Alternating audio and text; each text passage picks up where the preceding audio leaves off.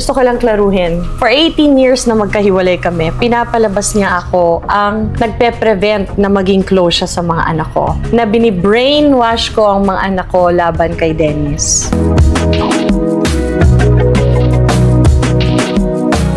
Na-witness ng mga bata? Na-witness. Paano kayo nag-aaway? Talakan lang? Wala naman physical? No. Konting walang bagay na away, manununtok na yan, mananampal na yan. My kids saw that.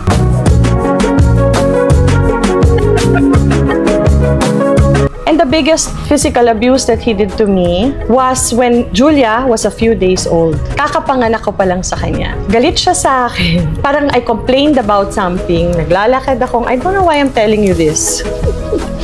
I never spoke about this. Naglalakad ako papasok ng kwarto from the back. He hit me so hard. Tignan ang laking tao ni Dennis, ah. He hit me so hard in my ear. Lumipad talaga ako kasi hindi ka nakailag di ba? Na talaga nawala yung eardrum ko. Julia was days old, okay? Like baby. Out to this day, I suffer that, Oji. Wala akong eardrum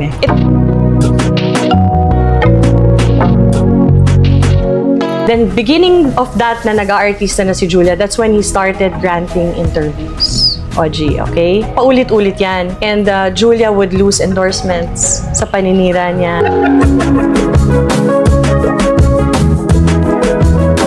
Nagsimula na naman si Dennis niya nung nag-artista na si Julia Simula na nag-artista si Julia, iba na, galit na siya.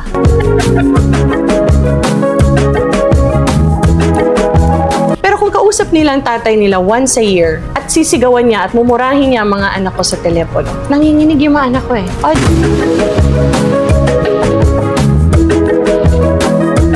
Marami siyang mga ganong paninira sa mga anak ko na hindi totoo.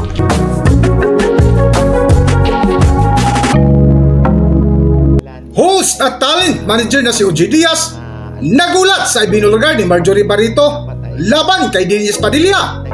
Kung bago lang kayo dito sa aking YouTube channel, huwag kalimutan mag-subscribe at pindutin yun na rin ang notification bell para ma-notify kayo sa ating susunod na video. Maraming salamat!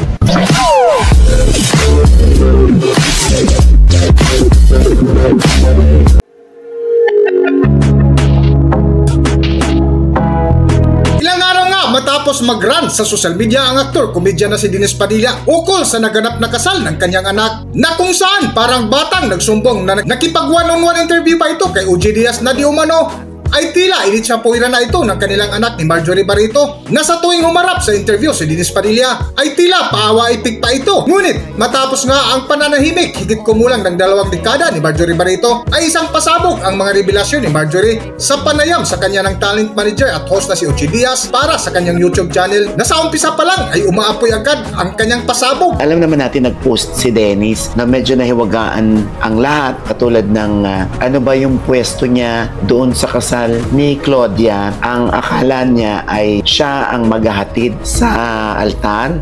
So ang nangyari ay dapat ay father of the bride daw siya. Naging visitor of the brides.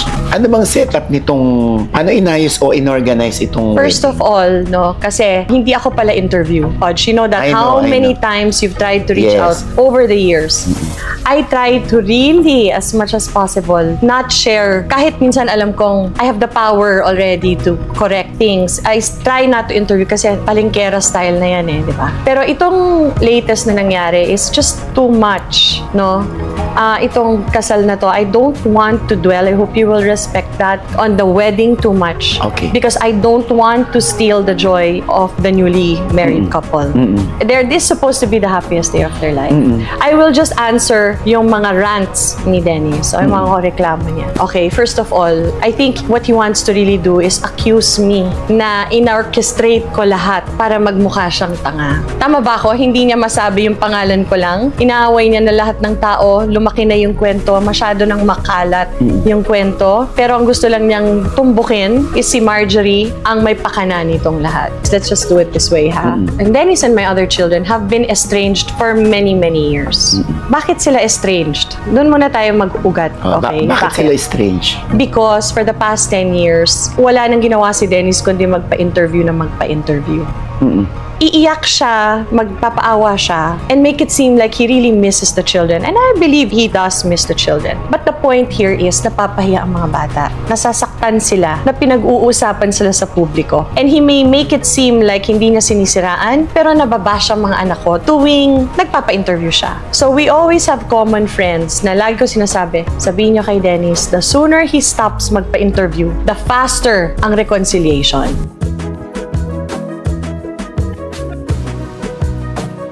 Kasunod ng tanong ni OJ Diaz kay Marjorie Barito ay ang ukol sa kanilang pagsasama dati ni Dennis Padilla na kung saan laking gulat ni OJ Diaz. Gusto ko lang klaruhin, for 18 years na magkahiwalay kami, pinapalabas niya ako ang nagpe-prevent na maging close siya sa mga anak ko. Na bini-brainwash ko ang mga anak ko laban kay Dennis. Hindi totoo yan. OG, no? Before we go to the kasal, ano ang backstory, no? Mula ng bata pa mga anak ko, bago kaming hiwalay, 18 years ago, so imagine ko anong mga edad ng mga anak ko noon. Tuwing hinihiram niya mga anak ko, para sa kaalaman ng lahat ng tao, and as God is my witness, ako ang sinisiraan niya sa mga anak ko.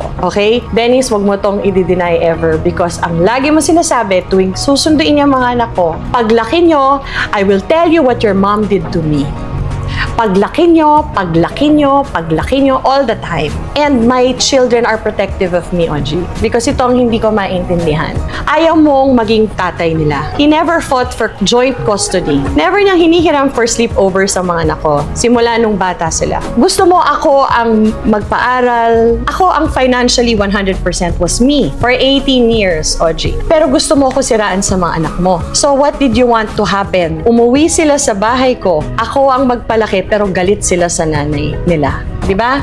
But I've always been honest with my children. I never lie to my children. So alam nila ang buhay ko. So my kids will always get so irritated na, okay, we're big already. Okay, so what? What did she do that we don't know? Hindi ba? And then is forgetting that they grew up in a household na parati kami nag-aaway. You know, bago naman iniwan si Dennis, mga 14 years na ako nagtitiis. Diba? They grew up, they know kung ano yung naging sistema ng aming pamumuhay as a married couple. Na-witness ng mga bata? Na-witness.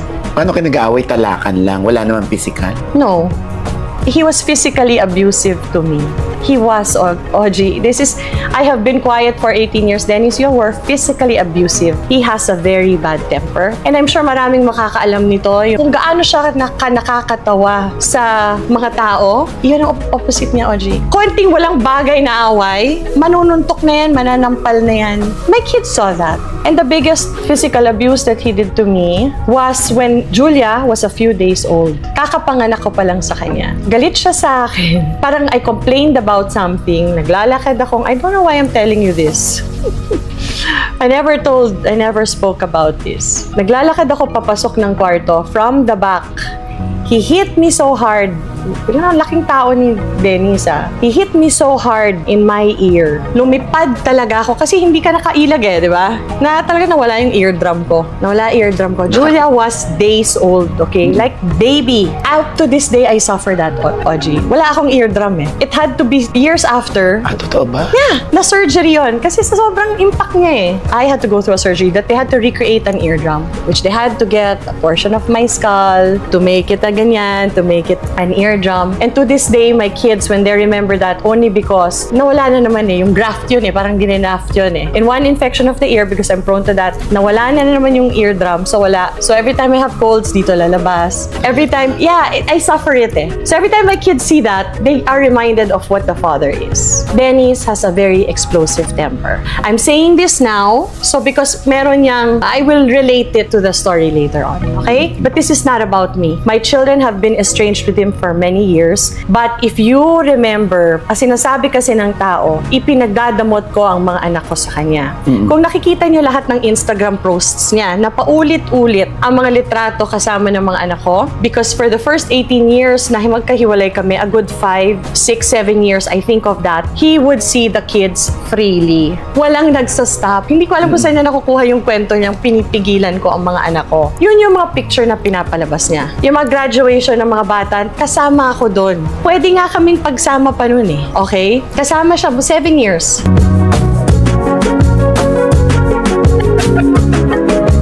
Sa patuloy nga ng pagbubunyag ni Marjorie Barito kay OJ Diaz, na di umano nagsimula ang panggugulo ni Dennis Padilla nang unti-unti nang nakilala sa showbiz ang kanilang panganay na anak na si Julia Barito. Nagsimula lang naman si Dennis na nung nag-artista na si Julia. Simula na nag-artista si Julia, iba na, galit na siya. Diba? Gusto niya na malaman anong mga schedule ng mga anak ko, ano na mga projects ng mga anak ko. Doon siya alam mo na kung ano ibig sabihin, ayoko nang sabihin sa TV. That's the only time he started to feel anger. Siguro sabi niya, oh my gosh, hindi ako parte nito na sumisikat yung bata. Okay? Then beginning of that na nag-artista na si Julia, that's when he started granting interviews. OG, okay? Paulit-ulit yan. And Julia would lose endorsements sa paninira niya. And hindi natin alam, kanino ka ba talaga galit? Diba sa akin? Bakit yung mga anak ko ang ginaganyan mo?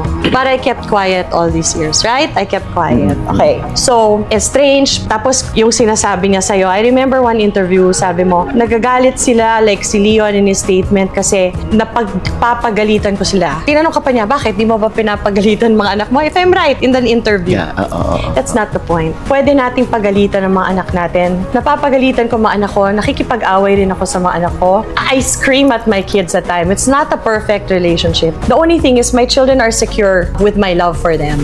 We live together. We bond together. We go through ups and downs and highs and lows together. So kahit magmurahan tayo ngayon, OG lang anak ko, the following day, pareho-pareho yung bahay. Alam pa rin nila na ko si mommy galit lang yan, pero mahal ako. Dahil sa pagmamahal niya, kaya siya nakapagsalita ng ganyan. So we are able to heal. And then pretend na walang nangyari, di ba? Pero kung kausap nila ang tatay nila once a year, at sisigawan niya at mumurahin niya ang mga anak ko sa telepono, nanginginig yung mga anak ko eh. OG, my kids' trigger is their father. His voice alone, nanginginig sila. Okay? It's not my story to tell, it's my children to tell. Years of therapy yan. There are so many things hindi nyo alam na pinagdadaanan namin dyan kay Dennis. Sa tingin mo ba bawat pa-interview niya sa'yo ilang beses? Sa makina Julius Babaw, kina lahat ng mga interview niyang ganyan, we go back to zero. My children go back through all the pain, all the ano. Paano manira? I'll give you samples on top of my head, okay? Paano niya siraan mga anak ko? Si Julia, specifically favorite niya si Julia. Favorite niyang siraan. Kunyari, may interview, umiiyak siya, pati uhog, sipon, lahat iyak ng iyak. Sakit na loob ko. Nakita kami ni Julia sa Viva office. Yayakapin ko sana si Julia. Sabi niya, oh, no, Papa, no. Sabi daw niya. Sa interview to, no, Papa. COVID. Kasi panahon ng COVID yun. O, di masakit nga? O, di ba?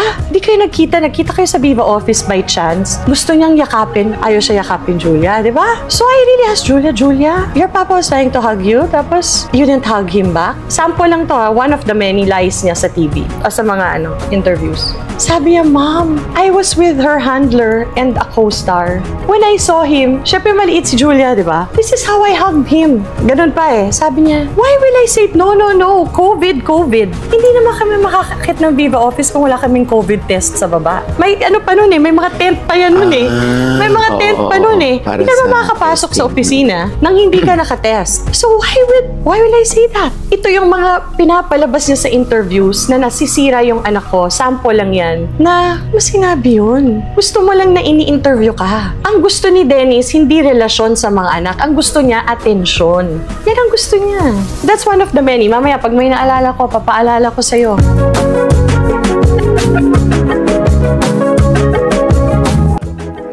Dugtong pa sa pagbubunyag ni Marjorie Barito na isa sa ikinasama ng loob ng kanilang mga anak ay ang madalas na pagpapa-interview kay Dennis Padilla na walang katotohanan. Para sa buong kwento, narito ating panoorin at pakinggan ang video. Narito ang video. Marami siyang mga ganong paninira sa mga anak ko na hindi totoo. So, magkaiba lagi ang version. Pinapaganda niya para pagkaawaan siya. But this frustrates my children so much. Okay, so my kids have been estranged. Okay, nung nag-COVID si Dennis, nag-reconcile sila. Diba? Because he got very sick. Diba? Muntik na siyang mamatay and all. And ako pa nagli-lead ng rosary. You know, we were praying sa Zoom with my kids for him to heal, and my kids were calling him, and it was so nice. OG, I don't want my children to grow up without a father. Meaning to say, without peace with their father. Kasi may impact yan sa daughters And then you interviewed him. I don't know, that was many years ago. They were fine. Okay na okay sila. Si Julia, first lock-in shooting niya or taping sa Subic. Bagong-bago, first time niya magpa-lock-in. Papa, I'm going to Subic. I have taping. Tapos it so happened si Jean, yung kapatid, kasama pala sa taping. Papa, Tito Jean is here na taping. Kausap niya, pero nung in-interview mo siya, grabe, iyak niya. Diba? Mga anak ko, hindi siya kinakausap. Kahit ako pa magbayad ng swab test, gagawin ko. Nagising yung anak ko, grabe na yung bashing sa kanya. Sabi niya, ano na naman nangyari nung ginawa ko? And then, because of your interview, he knows I'm here in Subic. I texted him. Yung ganun grabe yung pagsisinungaling. Yung grabe, pasamain yung mga anak ko. Like, so grabe yung ni Julia. Imagine mo yung feelings niya doon sa Subic kasi first lock-in, nahiwalay sa amin, di pwede magbisitahin, whatever. She was going through that alone. And then, text siya ni Dennis. Hayaan mo na, anak. Huwag mo nang pansinin ang mga basher. What kind of advice is that? You caused the bashing. Tapos si Dennis, pag binabash ang mga anak ko, hindi niya dinidelete. Hinahayaan niya, bash mga anak ko. My children work hard, OG, to be where they are. Blood, sweat, and tears yan. They work very hard to be where they are. You know, bakit mo sisirain? Dennis Padilla, 18 years, you have had no financial support. Never mind. That God saw us through that. Nakaraos kami. Okay, salamat. Thanks and no thanks. Hindi mo sinuportahan mga anak ko. Pero kung hindi ka makakatulong, the least you can do, so mong siraan. Diba? Kung lacking ka sa pera, which I don't believe, kasi nag-umpisa naman siya ng pamilya, nagkaanak pa siya ng ilan doon. Pero mga anak ko ayaw niya suportahan, ayaw niya maging magpakatatay, ayaw niyang protektahan. Diba? Huwag mo nalang siraan, huwag mo nang tulungan. Huwag mo nang tulungan ng mga bata, huwag mo lang gibain, walang saktan. Diba? Hanggang dito na lang muna ang ating video at kung nagustuhan nyo, huwag kalimutan mag-subscribe at pindutin nyo na rin ang notification bell para ma-notify kayo sa ating susunod na video. Maraming salamat!